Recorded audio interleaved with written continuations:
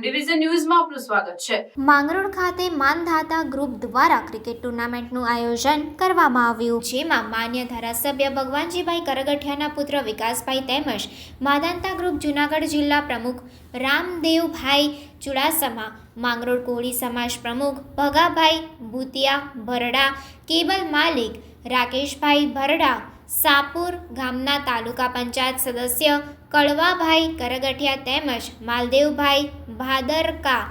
જગાભાઈ સરપંચ અર્જુનભાઈ કરગઠિયા, કારાભાઈ મોકરિયા વગેરે સમાજના આગેવાનો ઉપસ્થિત રહ્યા હતા અને આવતા સમયમાં જે ભાઈઓ સારું પરફોર્મન્સ કરશે તેમણે ઉપરના લેવલે ક્રિકેટ રમવા માટે મોકલવામાં આવશે તેવી રામદેવભાઈ ચુડાસમાની યાદી જણાવે છે। ગ્રુપ દ્વારા આયોજિત માંગરોળ મુકામે ક્રિકેટ ટુર્નામેન્ટનું આયોજન કરવામાં આવેલું છે, જેમની અંદર આજે આજુબાજુના વિસ્તારમાંથી જે સારા ખેલૈયાઓ છે એવી 12 ટીમને આજે ઉતારવામાં આવી છે, જેમની અંદર શનિ અને રવિ 2 દિવસની અંદર આ ટીમ પરિપૂર્ણ કરી અને જે સારા ખેલાડી હશે, જે સારા ખેલૈયા હશે એમને આગળ લેવલે જ્યાં પણ મતલબ આપણે રમવા માટે થઈને મોકલવા પડશે, કારણ કે સમાજની અંદર શૈક્ષણિક રીતે પણ હોશિયાર છે અને શારીરિક રીતે જે છોકરા મજબૂત હશે એમને આગળ મોકલવા માટે માન્ય ધારાસભ્યશ્રીના પુત્ર આપણી વચ્ચે વિકાસભાઈ પણ ઉપસ્થિત છે,